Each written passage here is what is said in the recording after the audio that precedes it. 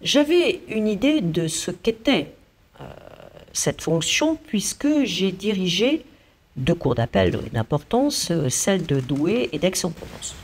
Je connaissais aussi la Cour de l'intérieur puisque j'avais été procureur de la République à Auxerre et à Évry. Mais en m'asseyant dans le fauteuil du procureur général près la Cour d'appel de Paris, j'ai mesuré le caractère hors norme de cette Cour. Hors norme en raison de l'activité de celle-ci, puisque nous traitons 20% des affaires au plan national. Cour d'appel également hors norme en raison de la nature des contentieux traités, puisque nous avons des contentieux de très haut niveau en matière économique et financière, en matière internationale, mais également en matière de terrorisme. Je m'exprime d'ailleurs devant vous dans la salle dite des grands procès qui juge les criminels en matière terroriste. Et puis une cour hors norme en raison de la pluralité de ces acteurs et de leur extrême spécialité dans les contentieux spécialisés qu'ils ont à traiter. Il s'agit ici véritablement de spécialistes de très haut niveau des questions complexes qui peuvent se présenter à nous.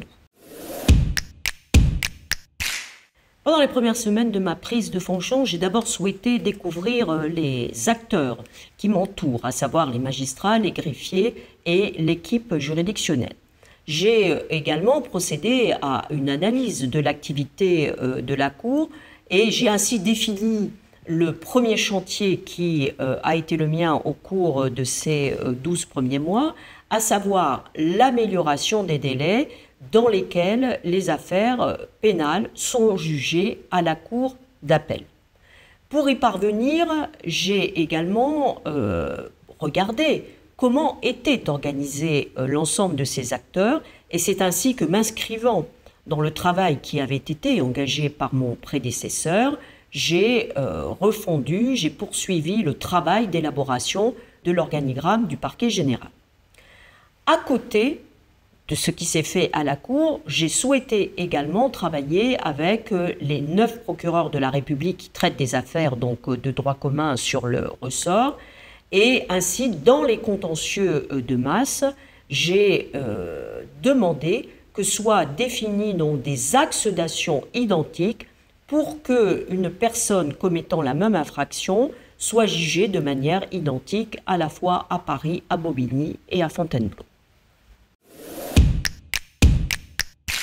Je pense immédiatement aux Jeux olympiques et paralympiques. D'ailleurs, lorsque j'ai pris mes fonctions, c'est le sujet qui s'est imposé à moi, puisque tous mes interlocuteurs, en fait, m'en parlaient. C'est la raison pour laquelle, très rapidement, donc en lien avec les 4 procureurs de la République concernés, que sont ceux de Paris, Bobigny, Créteil et Meaux, nous avons engagé un travail véritablement de fond qui nous a conduit chaque mois à nous rencontrer et à aborder donc le traitement d'un contentieux spécifique et en parallèle l'organisation à la fois des services de permanence et des audiences.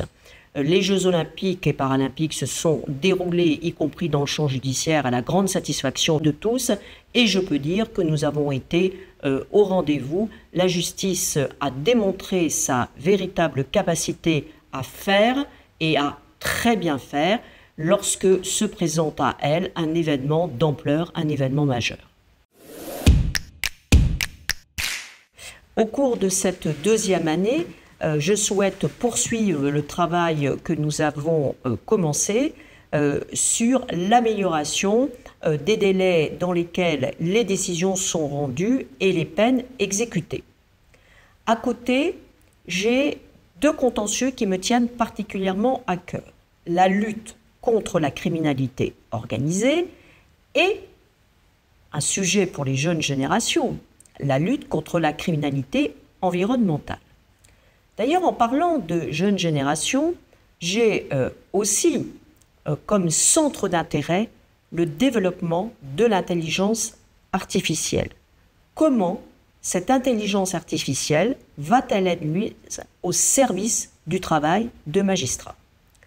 Cette deuxième année s'annonce donc très riche à la fois en expérience, en idées, en travail.